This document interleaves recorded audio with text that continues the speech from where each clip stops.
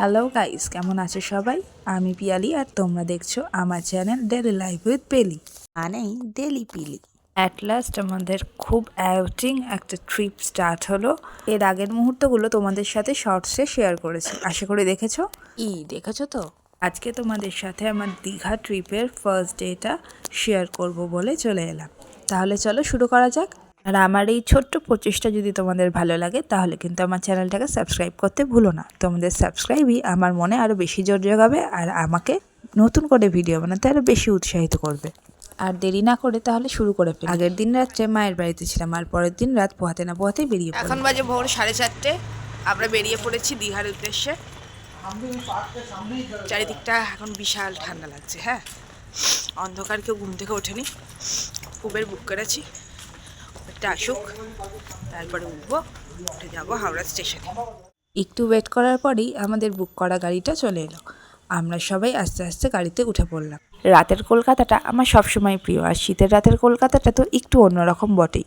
নীরব, শান্ত, আর কুয়াশার চাদরে মুড়ে আলোয় ভেজা। রাতের রাস্তা দিয়ে যখন যাচ্ছিলাম মনে ছিল একটা আলাদা রকমই উত্তেজনা। তখনও সশরীরে দীঘা না পৌঁছালেও মনে মনে কিন্তু দীঘার হাওয়া ছুঁয়েই ফেলেছিলাম।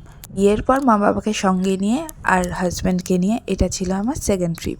দীঘাটা অনেক দিন আগে থেকেই যাবো ভাবছিলাম, কিন্তু আর যাওয়া হয়ে উঠছিল না। এর আগে দোলে গিয়েছিলাম তারাপীঠ, শান্তিনিকেতন। তোমাদেরকে তো আগেই বলেছি বিয়ের প্রথম অ্যাডজাস্টমেন্ট করতে একটু টাইম লেগেছিল, তাই তখন কিছুদিনের জন্য ব্লগ বন্ধ করে রেখেছিলাম। আবার নতুন করে চালু করেছি, তাই হয়তো তোমরা আমাকে একটু ভুলে গেলেও আবার কিন্তু আমি নতুনভাবে এসেছি, যাতে তোমরা আবার আমাকে সাবস্ক্রাইব করে আমার পাশে থাকো। দেখো, কথা বলতে বলতে হাওড়া স্টেশনেও পৌঁছে গেলাম। হাওড়া স্টেশনের চত্বরটা দেখে মনেই হয় না যে তখনও সূর্যি মামার উদয় হয়নি। আমাদের মতো আরও কত লোক ঘুরতে যাবে বলেই বা হয়তো কাজের জন্যই বেরিয়ে পড়েছে ভোর না হতেই। কিছুক্ষণ ওয়েট করার পর আমাদের ট্রেনটাও দিয়ে দিল। আমরা যাচ্ছিলাম তাম্রলিপ্ত এক্সপ্রেসে। ট্রেনের কোচ দেখে আর আমাদের সিট নাম্বার দেখে আমরা উঠে পড়লাম। অ্যাট লাস্ট আমাদের সফর শুরু হলো। ট্রেনটা যখন ছাড়লো তখন সূর্যি মামা উদয় হয়েছেন। ট্রেনটা কারেক্ট টাইমে ছেড়েছিল, 6:45 ট্রেন ছাড়ার সময় ছিল। ট্রেন যাত্রাটা হাসি ঠাট্টা, একটু খাওয়া দাওয়া আর আড্ডা গল্পের মাঝেই কেটে গেল। দেখতে দেখতেই আমাদের স্টেশন চলে এলো আর আমরা দীঘায় নেমে গেলাম। এবার আমাদের হোটেলের যাওয়ার পালা। হোটেলে গিয়ে চেক ইন করে আমি আরও বেরিয়ে গেলাম একটু দীঘার বিচে ঘুরতে। আর মা বাবা গেল স্থানীয় বাজারে। আসলে আমাদের প্রথম দিনের প্ল্যান ছিল ওখানে গিয়ে বাজার করে ওখানে যারা রান্না করে স্থানীয় তাদেরকে দিয়ে রান্না করিয়ে খাবো। মতোই বাবা মা চলে গিয়েছিল বাজার করতে আর আমরা ঘুরে নিচ্ছিলাম দীঘার বিচটা। দীঘায় এসে বিচটা দেখে এত আনন্দ হচ্ছিল যে কি বলবো। সমুদ্রের জলের আওয়াজ, আহ কি শান্তি। তারপরে আশেপাশের যে ছোট ছোট দোকানগুলো ছিল সেগুলো একটু ঘুরে নিলাম। তখন কেনার কিছু প্ল্যান ছিল না, জাস্ট দেখছিলাম কোথায় কি পাওয়া যাচ্ছে আর কীরকম কি দাম।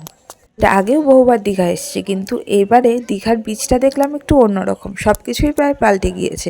আগে দীঘার পাশে কত যে ঝাউবন ছিল তার কোনো এওত্তা নেই। এখনও আছে, কিন্তু ওল্ড দীঘার সাইডে। নিউ দীঘার সাইডের ঝাউবনগুলো দেখলাম কেটে ফেলে অনেক স্টল বসিয়েছে। তা ভালো, মার্কেট প্লেস হয়েছে, মানুষের কর্মসংস্থান বেড়েছে। তো ঘুরতে ঘুরতে চলে এলাম আমরাও বাজারে মায়েদের সাথে মিট করার জন্য।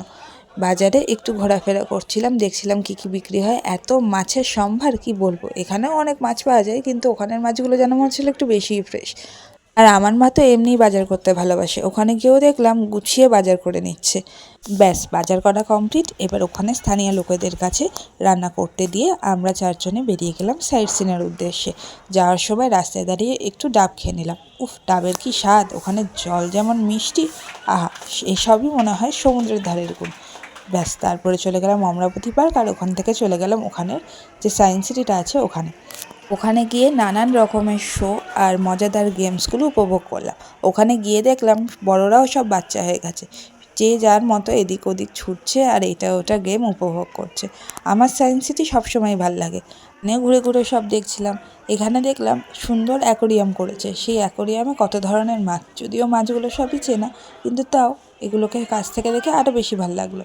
আর দেখছিলাম ওখানে যেগুলো কোরালের কালেকশান আর শাঁখের কালেকশান, সেগুলো মানে বেশ ভালোই ভিড় ছিল।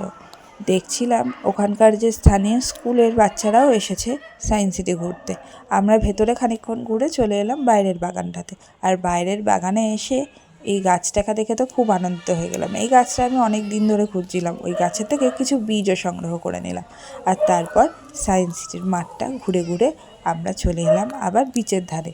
ততক্ষণে রান্নাটাও হয়ে গিয়েছিল, ওরা হোটেলে খাবারও দিয়ে চলে গেছিলো। আমরা খাওয়া দাওয়া করে আবার বেরিয়ে গেলাম সন্ধেবেলায় ওখানকার যে জগন্নাথ মন্দির হয়েছে সেই জগন্নাথ মন্দিরের উদ্দেশ্যে। সকালবেলাটা ওখানে গরম হলেও রাত্রির বেলাটা প্রচণ্ড ঠান্ডা। এত ঠান্ডা লাগছে কি বলবো। আর আমার সেদিন একটু বেশি ঠান্ডা লাগছিল, তার কারণটা যদিও কিছুক্ষণ পরে বুঝতে পারলাম। জগন্নাথ মন্দিরটা কিন্তু খুবই সুন্দর করেছে, এত সুন্দর দেখতে লাগছিল কি বলবো। ওখানে ঢোকার জন্য বাইরে জুতো জমা দিয়ে আসতে হয়, জুতো ব্যাগ সব জমা দিয়ে আসতে হয়। আর সাইড ব্যাগ থাকলে ওটা ছেড়ে দেয়। এখানে সব জায়গায় ভিডিও বা ফটো অ্যালাউ করে না, যেমন মেন গর্ভগৃহতেই ভিডিও বা ফটো অ্যালাউ নেই, খুব রেস্ট্রিক্টেড। ওখানে ফটো তুলতে গেলে তোমাকে ফাইন দিতে হতে পারে।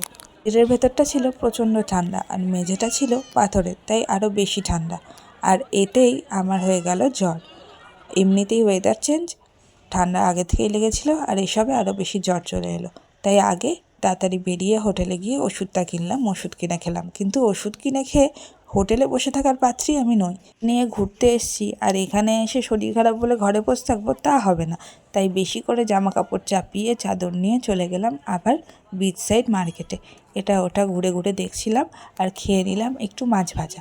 ওখানে অক্টোপাসও বিক্রি হচ্ছিল, আমার খাওয়ার ইচ্ছে ছিল কিন্তু মা খেতে দেয়নি। এই মাছ ভাজা খেয়েই নিজেকে শান্ত রাখলাম। সেখানকার বাজার ঘুরে একটু কেনাকাটি করলাম আর সবাই মিলে একসাথে অনেকখানি সময় কাটালাম। সেদিন আর বেশি রাত করলাম না, চলে এলাম হোটেলে। দেখতে দেখতে কখন একটা দিন কেটেও গেল। দীঘার ফার্স্ট ডে ট্যুরটা তোমাদের কেমন লাগলো জানাবে। আর ভালো লাগলে আমার চ্যানেলটা সাবস্ক্রাইব করে পাশে থেকো।